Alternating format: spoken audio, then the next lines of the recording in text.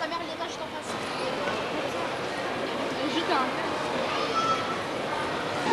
Ici, nous sommes sur le stand de la commune de Vernier. Je suis en compagnie d'Anne, qui est secrétaire.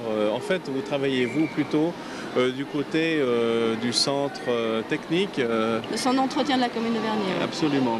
Alors, ici, nous sommes sur le stand de la commune de Vernier qui s'occupe de la récupération des déchets. J'aimerais d'abord vous demander, est-ce que vous avez beaucoup de fréquentation? Comment ça se passe? Il y a beaucoup de monde qui viennent vous demander des renseignements, de la documentation? Il y a peu de monde qui pose des questions, je dirais, par rapport à ce qu'on s'attendait à voir. Les gens lisent les panneaux, regardent énormément ce qui se passe, essayent les poubelles, souvent. Mais au niveau des questions, c'est assez distant, je dirais. Les stands plus interactifs fonctionnent mieux. On peut imaginer peut-être que les gens sont un peu désorientés parce que qu'est-ce que c'est que la récupération des déchets en quelque sorte? On doit leur faire toute une explication. Ceci, je peux le jeter, ceci, ça va se brûler. Je pense que les gens sont au courant, savent ce que c'est la récupération, mais ça ne les intéresse pas spécialement au départ. Il faut peut-être un petit peu plus, je dirais, aller chez eux. Bon, il est vrai aussi que la commune de Vernier a été une commune pilote, par exemple, dans la récupération des déchets organiques. Alors je ne sais pas si c'était la première, ça je ne peux pas vous dire. Non, mais l'une des communes pilotes en tout cas. Tout à fait. Et les poubelles vertes, ça a bien marché, en tout cas Lignon, Avanchet, on sait pas. Ça a très bien fonctionné. Là on a relancé une campagne dernièrement dans le Vernier Information. Et effectivement, on a beaucoup de gens qui viennent acheter, qui s'y mettent. Et puis on a vu l'automne dernier la commune se couvrir de toute une petite série de hérissons.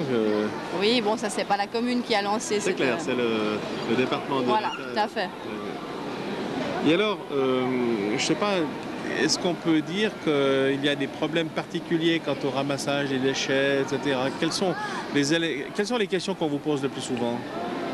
Bon, la plupart des gens ne savent pas spécialement où jeter les déchets. C'est vraiment le premier plan. Et puis malheureusement, il y a beaucoup de gens qui utilisent justement les déchets organiques, les bennes, pour mettre absolument n'importe quoi. Et ça, c'est un de nos grands problèmes actuellement. Et puis peut-être que les gens ne sont pas toujours au courant non plus qu'on ne peut plus jeter n'importe comment les anciens téléviseurs, ça, c'est quelque chose qui devient très difficile. Donc c'est quelque chose qui va se savoir, puisque maintenant les commerçants font des taxes avancées, mais ça met du temps à rentrer dans les mœurs. C'est pas trop fatigant d'être ici dans une halle comme ça, alors que vous avez l'habitude peut-être d'un bureau un peu plus douillet? Alors étonnamment, moi j'avais un petit peu peur du bruit, et puis c'est pas du tout désagréable de regarder passer les gens, de voir la vie un petit peu qui... Puis on voit du monde. Exactement. On voit aussi des gens qui viennent de télévision. Exactement, on s'y attendait pas du tout. On va vous laisser tranquille. Merci. Merci beaucoup.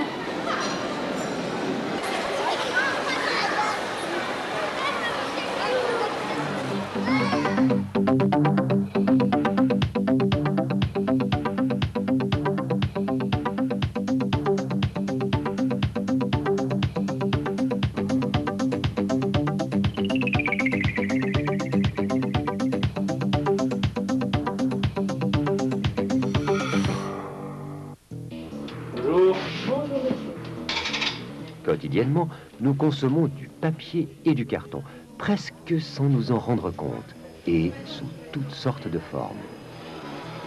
La consommation dans le monde varie énormément d'une région à l'autre.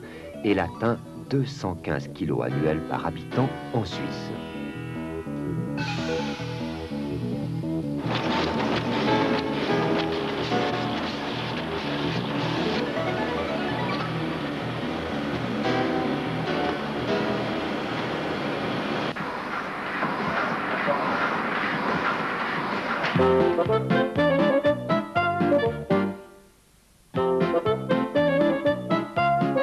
En Suisse, comme ailleurs, la consommation de papier augmente sans cesse pour atteindre 1,5 million de tonnes annuelles. Or, cette montagne de papier peut être valorisée. Elle doit être considérée comme une nouvelle matière première. Les frais de récupération sont moins élevés que ceux de l'incinération. Papiers divers, cartons, journaux, illustrés ne doivent pas finir dans les usines d'incinération. Ils doivent être recyclés et servir à alimenter les papeteries et cartonneries suisses. Recyclage, terme à la mode, parfois galvaudé, il prend dans le domaine des vieux papiers toute sa signification. Récupérer là où on les consomme, trier par catégorie, sur le lieu de travail ou chez soi, ces vieux papiers seront valorisés.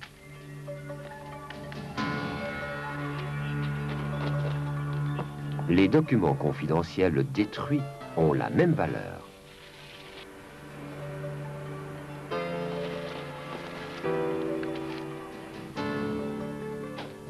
Chez soi, à la maison, le tri est simple.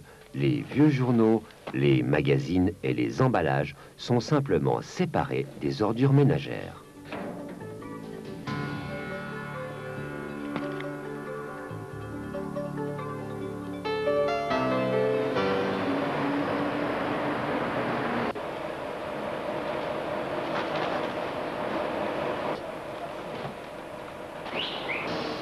L'organisation de la collecte est bien rodée. Les camions viennent prendre soin sur place, à domicile, des vieux papiers récoltés.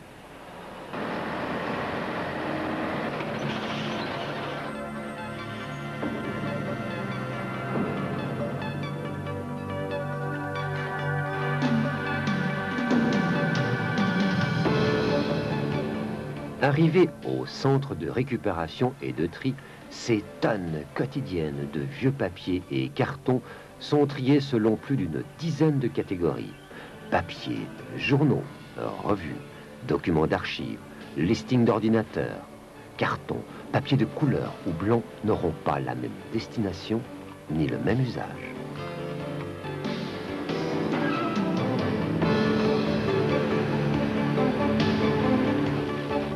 En outre, les matières plastiques ou métalliques doivent être soigneusement séparées.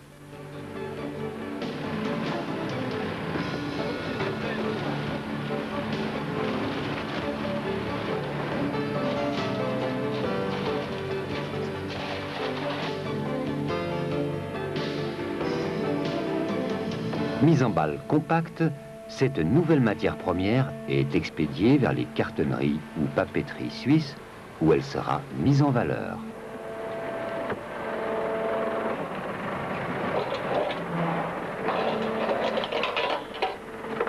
Une partie importante est exportée vers les pays voisins.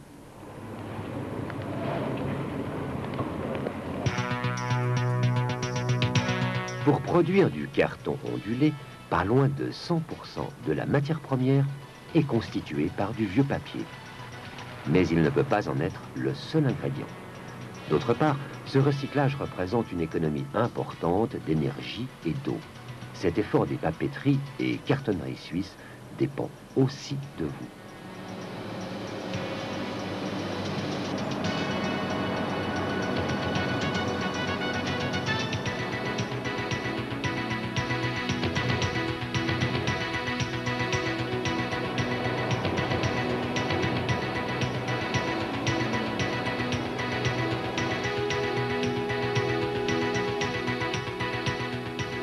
Façonné, ondulé, collé, assemblé, le carton recyclé redevient un nouvel emballage, prêt à vivre un nouveau cycle.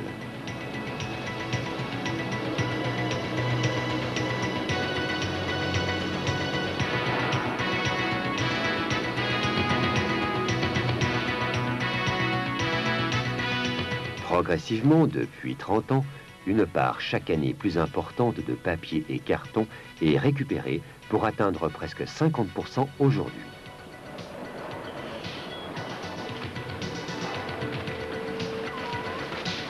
Les vieux papiers de meilleure qualité sont soigneusement triés afin de mieux les valoriser.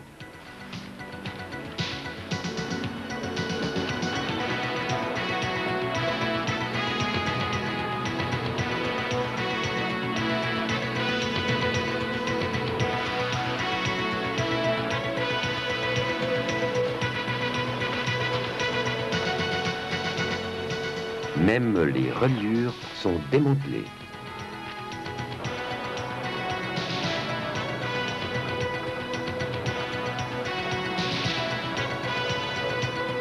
La proportion de vieux papiers utilisables pour la fabrication de papier ou de carton est différente en fonction de la qualité du produit fini désiré. C'est la fabrication du papier journal qui se prête le mieux, sans être exclusive, à l'utilisation de vieux papiers. Mais il faut soigneusement éliminer tout corps étranger, métallique ou plastique. Il est important également de procéder à un désancrage afin d'obtenir un produit fini de qualité.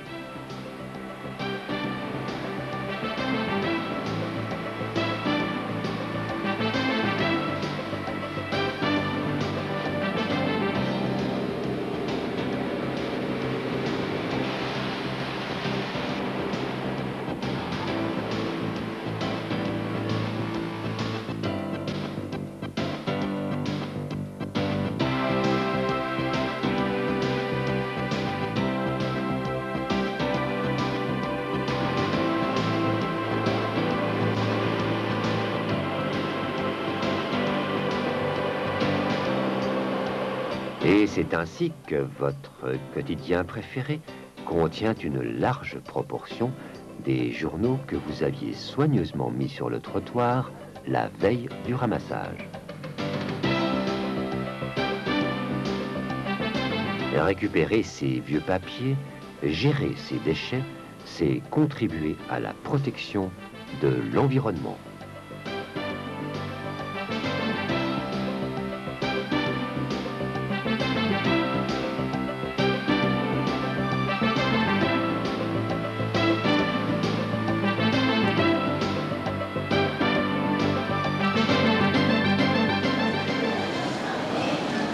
Alors, toujours sur le stand de la commune de Vernier, là nous sommes en compagnie d'Olivier qui, ici, est dans la partie qui est consacrée en fait à l'action Canne à Malin. Tout à fait.